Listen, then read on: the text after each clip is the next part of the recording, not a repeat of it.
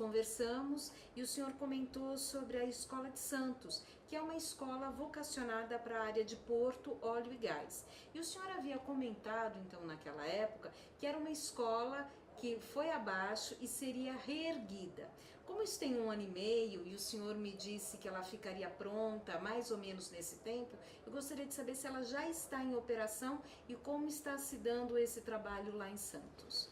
A Escola de Santos ela passou por um grande desenho, né, e ela está vocacionada hoje para a área de portos, né, com uma parceria internacional com uma entidade da Holanda, o STC, Ship Training Center da Holanda, Roterdã.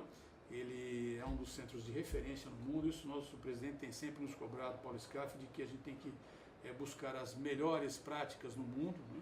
Aprender com essas práticas e trazer para o Brasil e procurar fazer melhor. Esse é o desafio.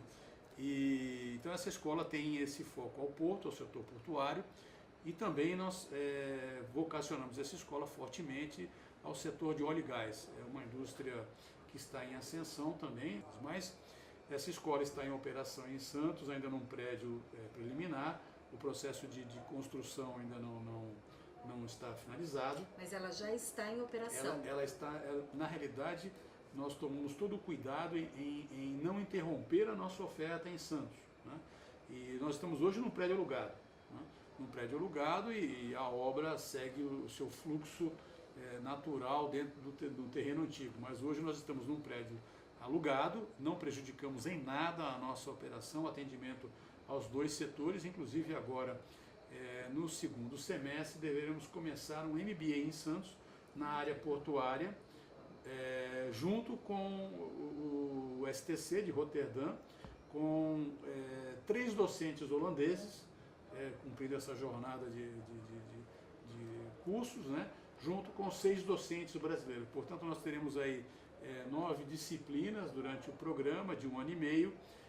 Em cada bloco de 6 meses nós teremos um docente holandês desenvolvendo nessa parceria. Estamos trazendo essas pessoas ao Brasil para fazer isso. Então, o que significa na prática que, mesmo quando o Senai passa por um processo de ampliação ou de modernização, na qual a gente tem que refazer uma escola, como é o caso de Santos, nós tomamos esse cuidado de não interrompermos a nossa oferta, muito pelo contrário, ela tem sido ampliada, aperfeiçoada, na medida em que os seus próprios setores aí estão nos demandando.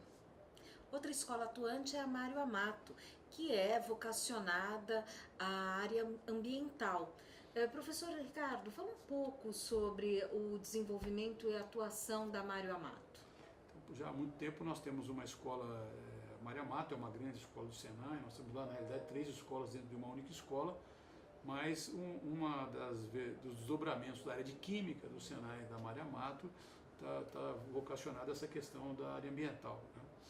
Essa área ambiental ela tem sofrido fortes evoluções. Agora a questão de logística reversa, de resíduos sólidos, etc., isso vai estar impondo ao setor industrial também novos desafios, né? Então essa escola tem uma prestação de serviço aí, tanto na formação de pessoas para o mercado de trabalho, como um conjunto de laboratórios de prestação de serviços para as empresas, em análises como análise de efluentes, análise de água.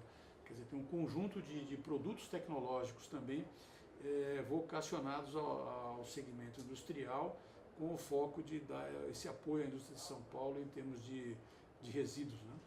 A gente tem projetos muito interessantes que às vezes um resíduo de uma indústria passa a ser matéria-prima para outra indústria, né?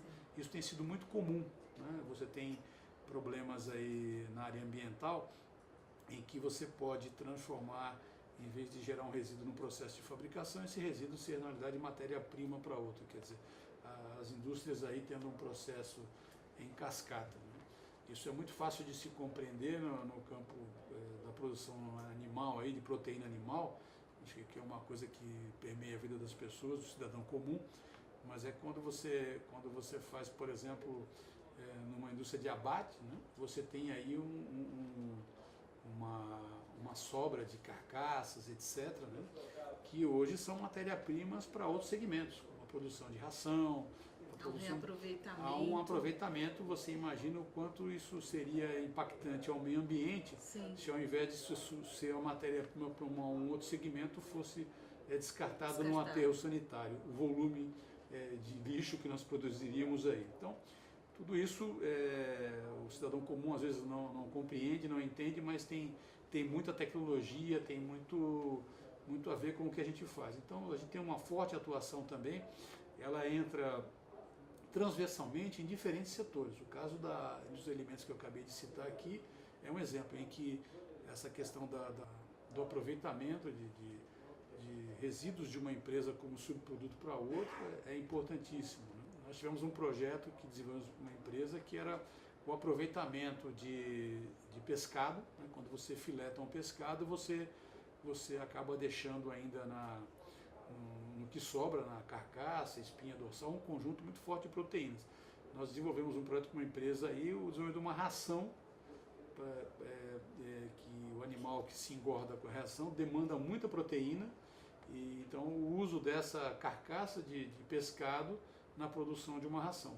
Na nossa escola de Campinas, onde temos lá uma planta em escala didática, de ração, mas que permite o escalonamento industrial, quer dizer, fazer simulações ali e a partir daí determinar tanto a questão da receita, né, para o telespectador entender, mas a quantidade de proteínas, o detalhamento da composição da ração, principalmente da questão nutricional, para engorda e geração de uma outra proteína, né, de um outro animal que vai ser engordado com isso. Então isso faz parte dessa cadeia, é o grau de complexidade que a indústria brasileira hoje tem.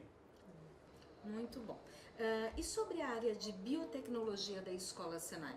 O senhor também havia comentado que ela é referência, principalmente no campo de biocosméticos. Como é que ela atua nesse momento? Olha, seria uma boa pergunta, não sei se todos os telespectadores têm consciência disso, mas a biotecnologia ela é uma área hoje muito portadora de futuro e com uma grande janela de oportunidade para o Brasil, né? O Brasil tem aí no segmento de biocosméticos exemplos de empresas que estão na fronteira, né? Como é o caso de Natura, Boticário, e tem outras aqui, eu poderia citar outras empresas, mas talvez as mais conhecidas do público são essas, mas nós temos hoje um setor de biotecnologia no Brasil muito forte e principalmente com uma janela de oportunidades muito grande na área de vacinas, por exemplo, como é o caso do Instituto Butantan. Então, tudo isso nos levou a desenhar, estamos ainda em processo de finalização deste projeto, mas é um projeto que vai desencadear com uma escola aqui em Senai, São Paulo, vocacionada para a área de biotecnologia. Ela ainda não está atuante? Não, nós não estamos, ela será construída aqui em São Paulo, provavelmente aqui no terreno que nós temos aqui no Bom Retiro. Sim. Mas ela está em fase de concepção ainda. O que não significa que nós não estamos realizando nenhuma atividade. Neste momento, nós estamos finalizando o perfil profissional de um técnico em biotecnologia para a área industrial e também um técnico em regulação para a área industrial também. Esses dois técnicos são ocupações muito demandadas pelas empresas de biotecnologia hoje, já aqui no estado de São Paulo. E nós teremos uma parceria com o Butantan, na qual... O Instituto Butantan. Butantan aqui de São Paulo, na qual a parte teórica será feita numa escola do Senai e a parte prática nós estaremos usando aí as estruturas e instalações do Butantan, numa parceria muito interessante aí, tanto para eles quanto para nós, para a formação de técnicos. Até uma demanda deles também pela formação de técnicos, mas tem várias empresas aqui em São Paulo, o segmento de biofármacos, né? Há uma tendência aí de que algumas soluções venham dos biofármacos e não mais das moléculas sintéticas. Isso também é uma tendência. Então você terá aí no futuro um conjunto de biofármacos, uma crescente na oferta de biofármacos no mercado global e no mercado brasileiro. Na quarta parte da entrevista com Ricardo Terra, você vai saber mais sobre o Sistema Senai, o que é, como atua e como trabalha no desenvolvimento de seus alunos. Acesse, assista e compartilhe.